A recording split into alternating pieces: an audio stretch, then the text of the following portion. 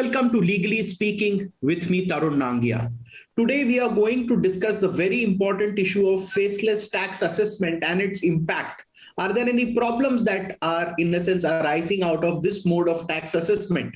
And I have an eminent panel to discuss this issue with me. I have with me S Ravi.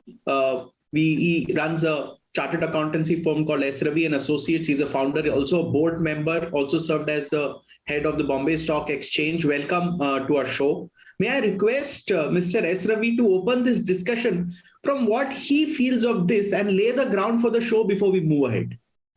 So first, good afternoon to everybody. The intent of the government for introducing faceless is good, but the ground reality after it being introduced is very different, especially after the COVID first and second wave, and also because the working capital is stuck where you make appeals and the faceless is taking more than the normal time. So if you see the faceless, so it was supposed to be more efficient. It was supposed to be quick in decision making. But what has happened is maybe because of COVID or whatever other reasons, there has been a delay in the assessment of faceless assessments. So what has happened, a lot of small industries, SMEs, MSMEs, their working capital has got stuck.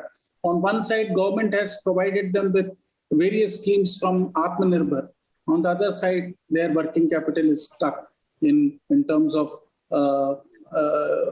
making 20% deposit for faceless. So I think these are the first initial reaction that I have. And the time taken for the assessment is huge. And I think that is a challenge which the small and medium companies are facing.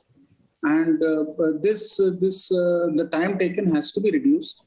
And not only reduced, I think this has to be addressed once for all. This problem has to be addressed once for all is what Mr. Ravi is saying. I'll go to Mr. Ravi at this point. See, as far as SSEs are concerned, in my view, the MSME sector is fairly large in our country. Focusing on the problems of MSMEs, could you explain to it that how do we need to help the MSMEs by improving the existing faceless tax assessment system? Do you have any way out or any suggestions or any area which the government should look at? So my first view is the MSME and SME segment. They are not so technically equipped to answer to the queries of the department. And for them, a return is a mechanical device which they have gone through a consultant or a chartered accountant and filed. When these type of assessments happen, they are not technically equipped to answer because their part cannot be understood by the officers. The spirit behind the transaction cannot be understood by faceless method because it's not possible. Sometimes the spirit may be something different and the technical aspect of presentation may be very different. So that part is a big problem for the MSME and SME segment.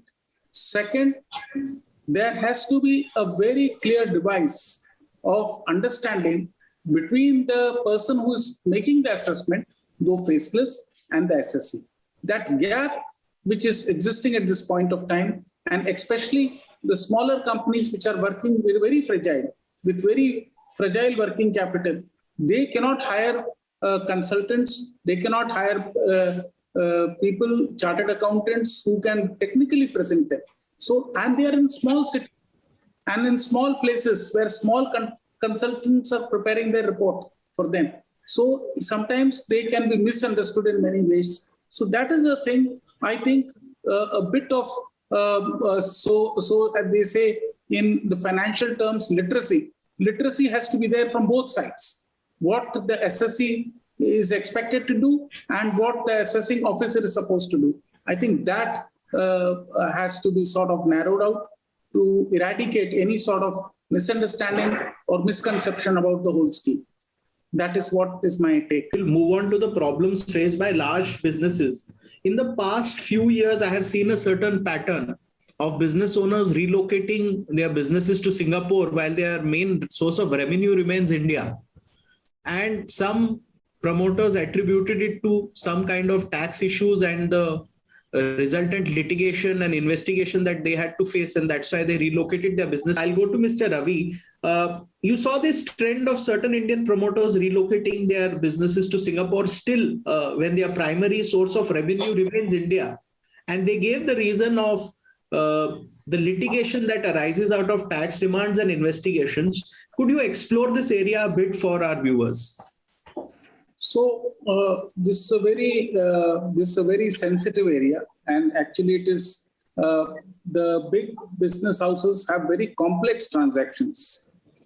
First of all, related party transactions, group transactions, and bank loans, and there are multiple things that big companies have, and they would have moved to a tax regime which will be different, and the number of employees are too many. So the complexities of a big business and the tax returns that go along with it is very, very different.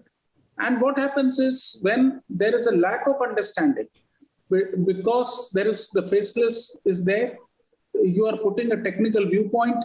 The technical viewpoint is understood in whichever fashion and is disposed of, then there is a problem.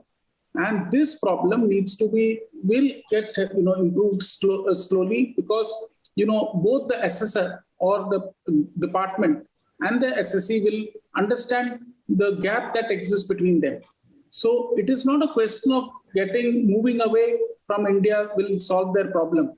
It is about how they will move and how they educate themselves, how they are prepared for the next challenge. See, faceless is another mode of assessment only. And the only part is the technical aspects cannot be understood sometimes by the assessing officer.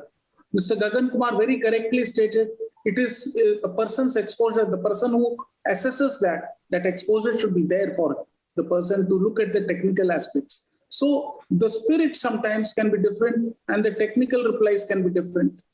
Now coming to the investigations, yes, we have 4 or 5 investigators, SFIO, we have EOW, we have ED, and we have PMLA. All these things are there. And of course, if somebody looks at their own balance sheet, they may have some issues. But I think one need not fear about it, because at the end of it, it's the truth that will prevail. I think this is a psychosis that has been unfortunately created. If you look at each of these agencies, SFIO is when you create a fraud, when you do a fraud, or when you default to the bank or you siphon off the money. I think, and PMLA cases also, if you look at it, it's basically diversion of funds.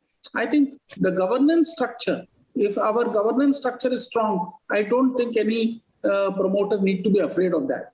So, of course, there is a big thing that, for example, just to illustrate, Dubai is, people are moving to Dubai because of the tax structure. It is not because of fear. So people are taking very deliberate decisions based on their own structures. So I don't think people are just migrating because of the tax issues or because of the investigative agencies. It is because of the problem that they have. So that is what I sense. It's my view on that. Okay. I'll go for my closing comment to Mr. Ravi. We're going to revisit this issue again next month, because this faceless tax assessment, till it improves, will be an ongoing issue. There'll be feedbacks that we'll get every month from various businesses, which we'll try to incorporate in the future show. Could you give an ending comment for today's show on where do you see us going with this new system? This system will prevail. It improve, and both the Government of India and Finance Ministry and the professionals and also the SSEs will be more equipped in terms of handling it. And I think we are going to move in a year or two into all these sort of bugs which are there will all be eradicated. That's how I see it. And last but not the least, the opportunity which we were mentioning, Mr. Nangia mentioned, Mr. Gagan mentioned, that is the key to the success. Because if an SSE is not happy and if he wants to address his issues, I think there should be a forum and an opportunity that should be given to them. well taken and a system to address any interaction that the SSE wants is what is also coming out of this discussion, that there is a need for that avenue. Maybe we'll address this issue in our next show where we will take it on from the feedbacks given. But I would like to thank Mr. Ravi, Mr. Rakesh Nangia, and Mr. Gagan Kumar for sparing time and joining us on this very relevant issue for today's India. Thank you so much for joining us. Thank you so much, Tarun. Thank you, everybody. Thank you.